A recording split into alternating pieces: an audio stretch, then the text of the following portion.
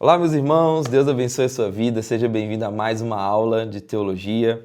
Parabéns, nós estamos chegando à aula 32, que o Senhor possa abençoar o seu entendimento. Hoje nós vamos aprender aqui sobre a ascensão e o ministério atual de Cristo. É importante a gente entender que depois da ressurreição, Jesus subiu, mas ele continua atuante, Então, o objetivo é a gente compreender o papel de Cristo após a sua ascensão, incluindo a sua intercessão, reinado e a sua promessa de envio do Espírito Santo para que a gente tenha uma esperança ainda maior da nova criação. Em primeiro lugar, a gente vê na teologia, na palavra, que Cristo está em um local. Hoje, agora, Jesus está à direita de Deus. Hebreus 7,25 diz o seguinte: por isso, também pôde salvar totalmente os que por ele se achegam a Deus, vivendo sempre para interceder por eles. Então, Jesus está à direita de Deus, não somente esperando o dia da sua vinda. Tá lá, não, já cumpri, já fiz lá na terra e tal, agora é o Espírito Santo. Não, Jesus está lá com um papel fundamental de intercessor. Lembra da dinâmica que eu te ensinei? Jesus, ele tomou o nosso lugar, tomou a nossa dívida, pagou o preço, depois ele se reveste de incorruptibilidade, é o exemplo da nova criação, é o novo padrão. Só que ele vai aos céus e aí agora, nesse júri, ele se coloca na figura do advogado. Ele vai advogar a seu favor. Isso é uma carta ali, uma autorização expressa para eu e você pecar? Não, isso não faz sentido com aqueles que experimentaram a nova vida, o novo nascimento. Porque em Cristo nós somos nova criatura. Não é esse o pensamento de uma nova criatura. Uma nova criatura só peca por uma total fatalidade. Ainda um processo de santificação, ok? Mas caso a gente peque, a gente tendo uma nova vida, Jesus em nós, o Espírito Santo sendo preenchido em nós, se a gente pecar, a gente tem um advogado diante do Pai. Porque quando o Pai olha para você, ele vê o Filho. Ele vê aquele que pagou o preço. Então a dívida está paga. Por mais que Satanás venha cobrar a dívida todo dia de você, te acusando, você fez isso, fez aquilo, aí você vai responder isso. Não. Romanos capítulo 8, verso 1. Não há mais condenação para aqueles que estão em Cristo Jesus. Então o melhor lugar para eu e você estar é em Cristo Jesus. Isso nos traz muitas implicações práticas, porque nós precisamos ter confiança em chegar a Deus. O Pai não é esse Deus que os antigos aí pintaram, um velhinho de barba branca com um raio na mão, pronto para te matar no primeiro pecado, apagar o seu nome do livro da vida. Não. Ele é um Deus de amor. Ele espera que você não peque. E mesmo que você peque, Jesus já pagou o preço. Então você pode se achegar ao Pai em confiança, com arrependimento. Senhor, eu pequei, eu preciso melhorar nisso, eu preciso mudar nisso, e essa parte em mim precisa ser transformada. Jesus, interceda por mim. Por isso que nós oramos em nome de Jesus. Então, irmão, não tem que ter medo de Deus. Medo de Deus é só quem está na mesma realidade do velho homem, Adão. Não precisa você ficar escondendo de Deus. Agora nós temos acesso ao Pai, certo? Porque Jesus, ele é rei. Jesus, ele é rei. E ele não é um rei ontem, ele não é um rei a partir da cruz, não. Ele é um rei eterno. O reinado de Jesus, ele já é estabelecido na eternidade, certo? Jesus, ele governa agora, amanhã e até a consumação dos séculos. Em Mateus 28, 18, vai dizer que ele recebeu toda a autoridade. Toda a autoridade. Entende? Então, Jesus, ele é essa pessoa que ele não é somente o nosso Salvador, mas também o nosso Rei soberano. O que Jesus está fazendo à destra de Deus Pai? Ele é o representante legal, o advogado que está lá intercedendo a nosso favor. Essa não é, irmão, essa não é uma carta de liberdade para o pecado, não. É uma carta de liberdade do pecado. Pecar não faz sentido mais para uma vida daquele que morreu e ressuscitou para que pudesse ser intercessor entre nós e Deus. Amém? Jesus, ele está à direita de Deus, ele intercede para Deus, ele intercede a Deus Pai a nosso favor. Como sumo sacerdote, ele apresenta, olha, já está válido, já está pago, certo? Não que Deus venha a esquecer, mas nós esquecemos. Nós esquecemos. Eu aprendi uma frase com um dos meus maiores referências da minha vida pastoral, pastor Márcio Valadão, que nós temos um grande problema. Nós esquecemos do que precisamos lembrar e lembramos daquilo que nós precisávamos esquecer. Será que hoje a gente poderia mudar isso? Porque a gente tem uma mania de ficar lembrando daquilo que a gente precisaria esquecer. E esquece daquilo que a gente tem que lembrar. Olha, Jesus é nosso sumo sacerdote e ao mesmo tempo ele se ofereceu uma vez por todas. O pecado não tem mais domínio sobre a nossa vida. Gruden vai definir que Cristo intercede por seus seguidores, garantindo que possamos nos aproximar de Deus com confiança. Então, poxa, pequei. Nossa, Deus foi lá, apagou o meu nome no livro da vida. Não, irmão, Jesus tem ele é um advogado fiel lá. É só você chegar, a Bíblia diz que se você se arrepender, se você confessar os seus pecados, ele é fiel e justo para te purificar de toda a injustiça. A injustiça. Então você pode se aproximar de Deus com confiança, porque Jesus está lá, à destra de Deus Pai. Jesus está lá, eu me entreguei por ele, Jesus se entregou por você. Então, por causa da intercessão de Jesus, você pode ter essa segurança. O segundo sentido aqui desse papel de Jesus diante de Deus é o reinado como rei. Então, Jesus ele não está à toa, ele está reinando.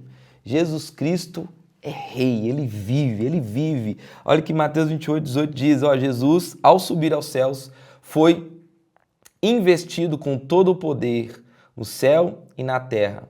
Ele reina agora, governando o universo até o fim dos tempos. Então Jesus ele governa agora e até a consumação do reino.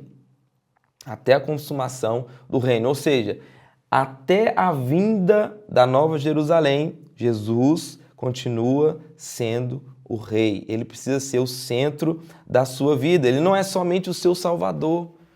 Sabe qual que é o maior problema que eu vi por aí na vida das pessoas que não estudam teologia, não entendem isso aqui? Jesus é somente o salvador. E aí elas param aonde? Se paralisam aonde? Na cruz. Na cruz.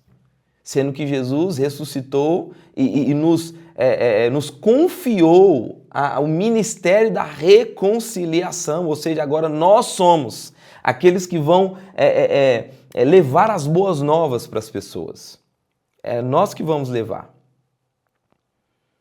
Então, ele é rei soberano.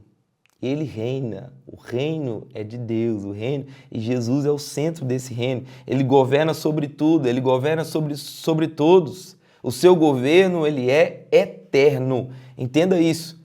Entenda isso. O governo de Jesus é eterno. É eterno. É eterno. E aí, só para você entender melhor, qual é a diferença entre eterno e infinito? Infinito, ele tem um início, mas não tem um fim. O eterno não tem início e não tem fim. Então, Jesus sempre foi rei e sempre será rei. Por isso que a Bíblia diz aquele que era, que é e irá de vir. Ele é o Rei, Ele é o Rei. Gruden define que Jesus é o Rei que governa o universo com autoridade e um dia seu reinado será plenamente conhecido por todos. Sabe o que isso significa? Que nós precisamos viver na compreensão que Jesus é Rei e porque Ele é Rei, só porque Ele é Rei, é que nós podemos ter paz. Paz. Ele é o Rei de paz. Príncipe da paz. Príncipe da paz. Então nós sabemos que Ele está no controle de tudo. Por quê? Porque Ele é um Rei eterno. Um Rei eterno. E a legalidade que Ele veio conquistar para mim, para você acessar esse reino, estava lá na cruz. E na ressurreição, Ele aponta para esse novo caminho, novo e vivo caminho. E aí, vamos adiante nessa perspectiva do ministério de Cristo hoje. Ele prometeu o Espírito Santo. Lembra que no plano da redenção o Pai envia, o Filho ele se oferece, certo? Se entrega ali, e o Espírito Santo ele aplica. Então, Jesus ele concluiu lá, certo? Ele, de fato, lá naquela cruz, o que Deus enviou, ele cumpriu. Ele cumpriu. E o Espírito Santo, ele aplica na minha e na sua vida. Por quê? Não foi Jesus, não foi a figura do Filho, não foi a pessoa do Filho que estava naquele culto onde a palavra tocou o seu coração. É a do Espírito Santo. Essa é a capacidade que a igreja tem para a missão. O Espírito Santo. Olha o que João 14, 16 e 17 diz. Eu pedirei ao Pai, e Ele lhes dará outro Consolador para estar com vocês para sempre, o Espírito da verdade. Então Jesus, ele prometeu enviar o Espírito Santo para quê, meus irmãos? Para quê? Além de ser o penhor da glória, além de ser o selo da nossa salvação, ele também é aquele que nos capacita, é aquele que nos dá dons, é aquele que opera poder em nós, certo? É aquele que fala conosco, que nos inspira. O Espírito Santo, você aprendeu no módulo dos atributos de Deus, das pessoas de Deus. Então, o Espírito Santo é essa promessa realizada de Jesus. Então, o Espírito Santo ele está aqui porque Jesus subiu e enviou o Espírito Santo. Certo? Então o Espírito Santo, ele nos dá esse poder para viver de acordo com a vontade de Deus. Então, vou te fazer uma pergunta. Jesus, ele cumpriu aqui a vontade do Pai, correto? E aí, ele não tinha pecado, correto? Correto. Como que nós, limitados como nós somos, nascidos em pecado, vamos fazer para cumprir a vontade de Deus? Só mediante o Espírito Santo. É só Ele para nos capacitar, porque de fato a nossa carne ela milita contra o Espírito, amém? Ela milita, o que é militar, pastor? É uma oposição. A nossa carne tem sentimentos, pensamentos, vontades contra a vontade de Deus, contra a vontade do Espírito Santo. Então, quanto mais cheio do Espírito Santo você for, mais você vai cumprir a vontade de Deus com excelência. Gruden define o seguinte: o Espírito Santo é o agente divino que capacita os crentes a viverem de maneira que glorifiquem a Deus e cumpram sua missão no mundo. Aquela dinâmica que eu fiz para você pensar. A sua vida inteira cheio de Deus, desde a nascença, né? Você seria, desde a nascença, você seria a melhor versão de você. Então, sim, nós precisamos buscar uma direção do Espírito em nossa vida diária. Em nossa vida diária. Quando Jesus envia o Consolador, ele estava apontando uma vida que precisava ser consolada. A gente ainda sofre dores, porque esse corpo é corpo de dores, certo? Mas na sua ascensão, nós podemos ter a esperança da nova criação novamente, certo? Porque Cristo, olha o que João 14, 2 e 3 vai dizer: na casa de meu pai há muitas moradas, se não fosse assim, eu lhes teria dito, vou preparar-lhes um lugar. Aqui, Jesus está apontando para uma eternidade, algo que foi planejado e pronto desde a eternidade. Jesus não foi preparar, não, já existem. Na casa do Pai há muitas moradas, há lugar para você. Então, Cristo já preparou este lugar, certo? Então, após a sua ascensão, Jesus não apenas reina, mas ele também está como se preparando esse lugar, né, para a nossa eternidade. Então, a percepção disso já pode ser feita hoje, pastor? Eu já posso perceber a eternidade, o reino de Deus? É claro que sim. A Bíblia é um texto não somente para você ser estacionado na cruz, ela aponta para o seu futuro. E como é que nós vamos caminhar à semelhança de Cristo? Cheios do Espírito Santo. Então, quando a eternidade une com a terra, milagres acontecem, o impossível se torna real. Você fala assim, como que isso pode ter acontecido? Como que o câncer secou? O que é eterno tocou naquilo que é transitório. E quando o eterno toca naquilo que é transitório, tudo muda, tudo muda. Gruden define a ascensão de Cristo como a segurança que ele está preparando um lugar para nós e sua volta nos trará a plena realização da nova criação.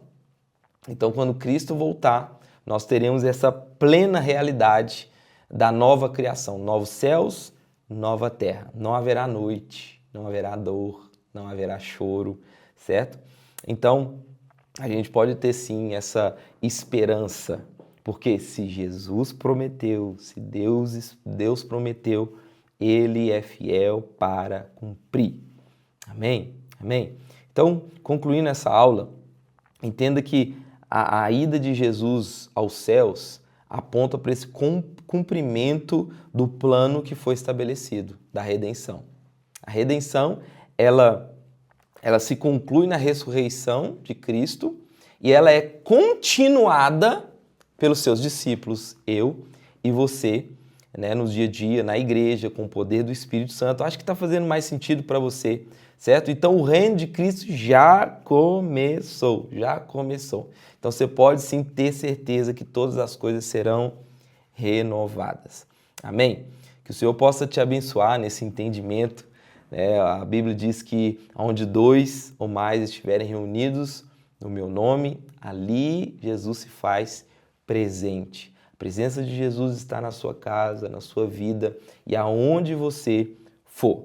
Na aula que vem vai ser lindo também, porque nós vamos entender a regeneração pelo Espírito Santo e também vai ser lindo. Se assim Deus permitir, nós estaremos aqui juntos. Deus abençoe e até amanhã.